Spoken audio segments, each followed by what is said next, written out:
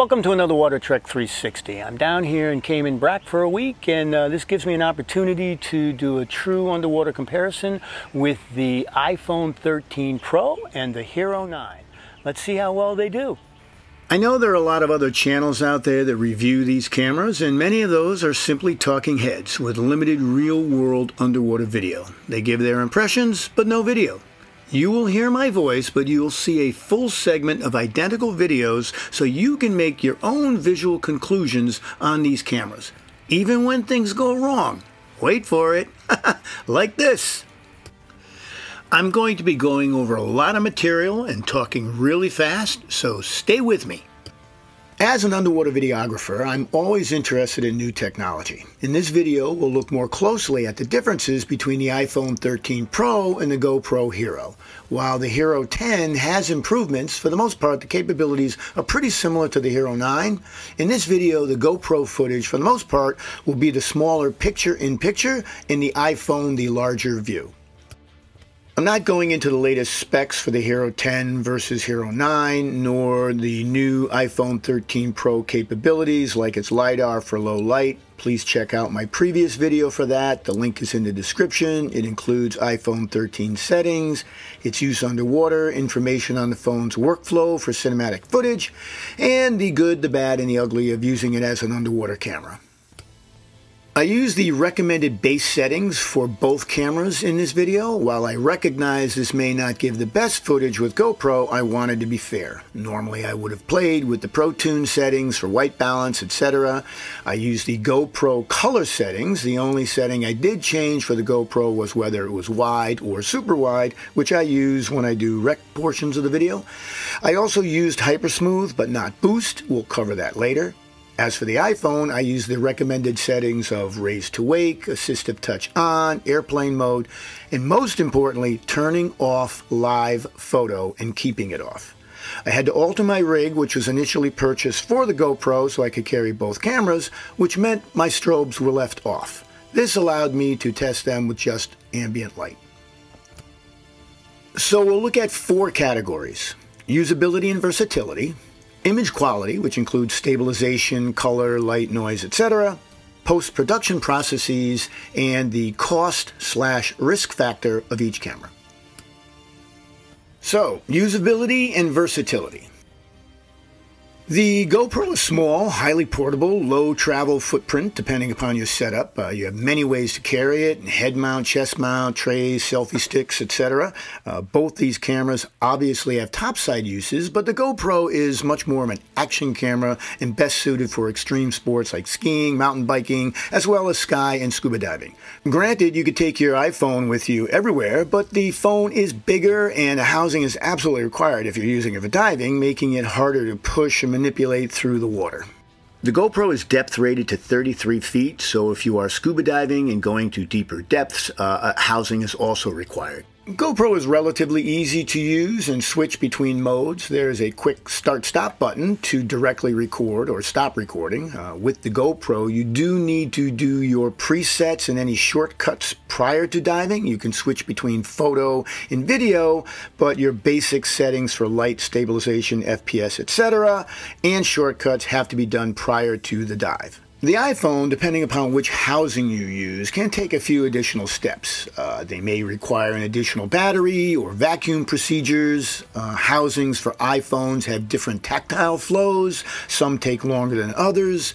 I use the DiveVolk Seat Touch 4 housing, which allows for speedy touch access to the controls, switching between any mode and any base setting. I was able to switch from a 30 FPS to a 60 FPS video at the beginning of a dive when I had forgotten to do so topside and I wanted a higher grade image. There are differences between the viewing screen and touch screen capabilities. The GoPro video screen is smaller in comparison to the iPhone, but it's good enough. Its touch screen, however, is not usable underwater, whereas with the iPhone, depending upon your housing, it can be. Either way, remember not just to stare at the video screen and lose out on the experience of where you are. The other thing with the GoPro that you cannot do, that you can do with an iPhone using the touchscreen, is to zoom. You can zoom in quickly, as you see here, Remember, when you do zoom like this quickly, the grainier the image will become.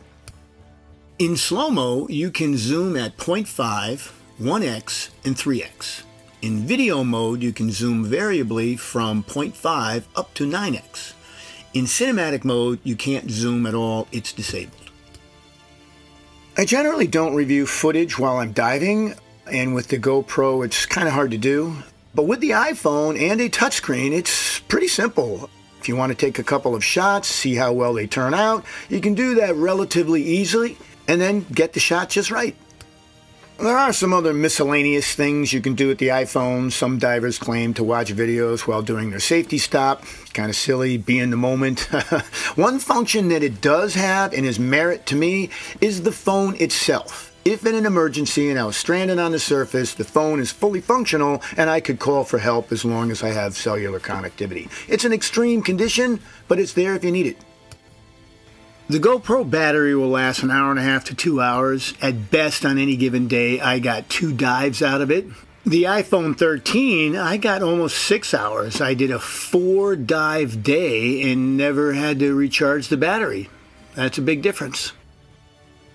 From a flexibility standpoint, I give the edge to the Hero. There are many more places that I would take and use it and feel comfortable with the number of accessories available, etc. And know I would get quality results.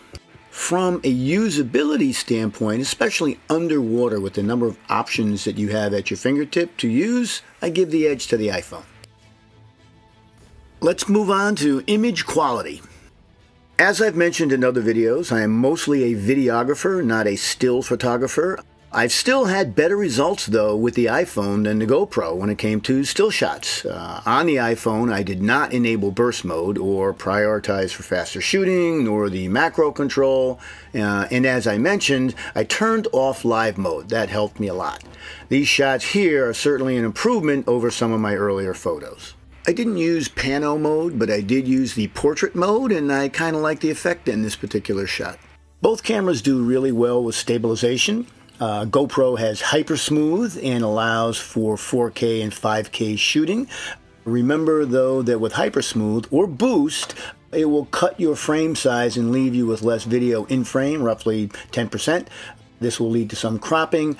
If you want to do something bigger like a shipwreck, where super wide is a great feature to capture a bigger experience, it will cut down the frame. For iPhone, I set my zoom to 0.5 when shooting the wreck for the same reason. I can always crop in post-production if I want to. There is no option on the iPhone to play with any stabilization. I know I said I wouldn't talk differences between the Hero 9 and 10, but with the Hero 9 you cannot do 4K at 60 FPS in Super View. It's limited to 30. While in the Hero 10 you can do 4K at 60 in Super View, but not 5K at this point. As I mentioned, I used no lights for this base review. The iPhone did impress me how sharp and crisp the images normally were. I tried to shoot in a variety of conditions over several days. The iPhone's videos were brighter, lighter. There was more contrast between light and dark with shadows. The colors also seemed to me pop a little more. I know GoPro advocates will say I'd have better results if I played with the Pro Tune settings, but again, as I said, I wanted to do a basic setting out of the box. I had red filters on each camera. I did notice in really shallow water in some of the iPhone videos, they were a bit redder than the Hero, but I put that on myself for not moving the red filter aside and just using the normal ambient light. The other noticeable difference was the GoPro images were definitely darker. In really dark conditions, like inside the wreck that you're seeing here, the iPhone did significantly better.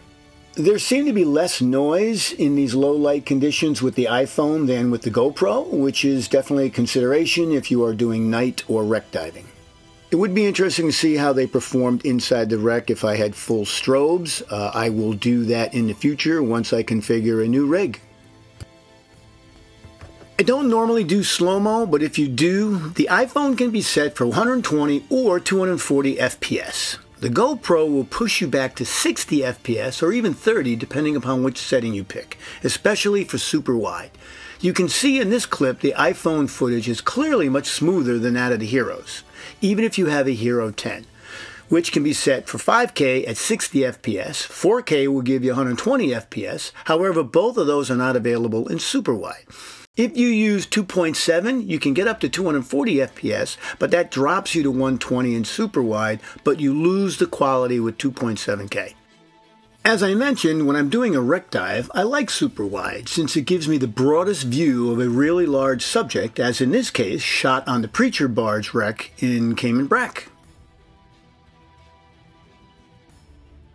One annoying issue with the iPhone that I didn't find with the Hero was a refocusing delay, especially in cinematic mode when moving to a distant object. The LiDAR seemed to get lost, especially if there was any particulate matter in the water.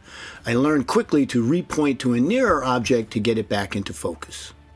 While the GoPro had more consistent images, especially with varied focal distances and a slightly better stabilization control, I still give the edge here to the iPhone for the reasons listed on the screen.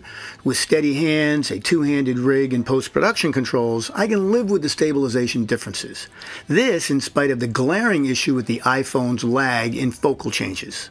The iPhone videos just had more pop. So let's look at post-production workflow. I tend to shoot longer videos, a set it and forget it approach, and concentrate on moving slowly and getting a good framed shot. One of my challenges with GoPro is that it parses videos into 4 GB segments, each one roughly 5 minutes, and then renames them with a leading numeric increment so that finding each piece of a long video can be a pain, especially if a particular event crosses over 2 clips. The iPhone will record in a single full clip pretty much as long as you want. On one day, I had 2 simultaneous test videos, each of about 20 minutes. The GoPro ended up with 6 4 GB files, and the iPhone had one single 20 GB file. For the GoPro, I normally download the videos directly from the SD card onto my computer for post-production use in Final Cut Pro. For the iPhone, I use either AirDrop for smaller files, and for larger files, a direct drive attached to the iPhone, then onto the computer, and then onto Final Cut Pro. They both have phone apps for editing, Photos app for the iPhone, and GoPro Quick for the Hero. This was re-released a little while back after being retired briefly. GoPro Quick is kind of clunky. It doesn't quite have all the capabilities I'm looking for. It takes a while. You first have to import the videos into your phone, then you can begin limited edits on them.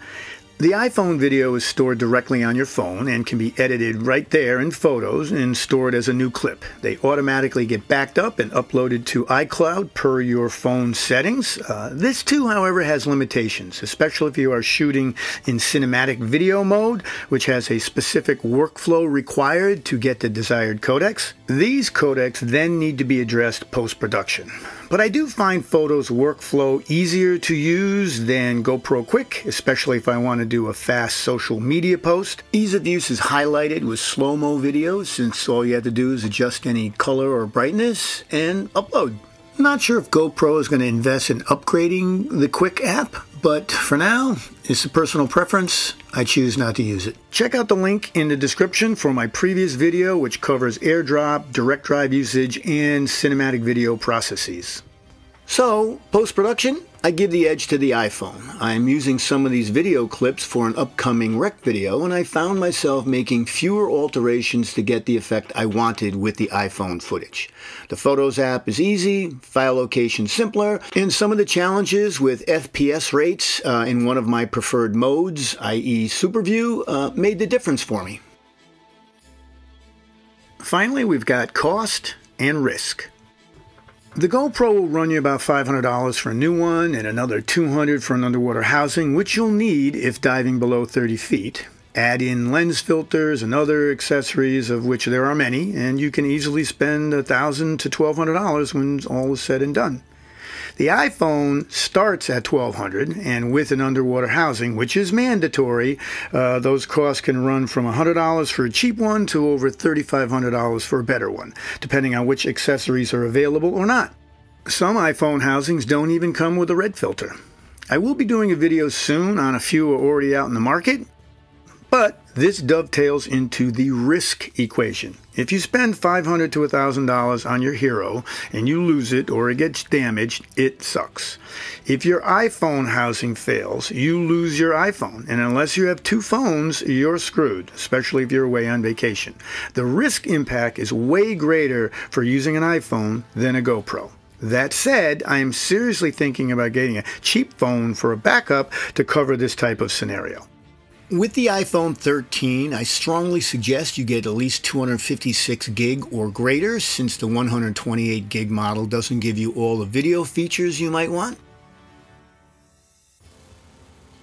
So from a cost-risk standpoint, edge clearly goes to the GoPro. You will probably spend less money and not have the constant worry, as I do, that my housing might fail.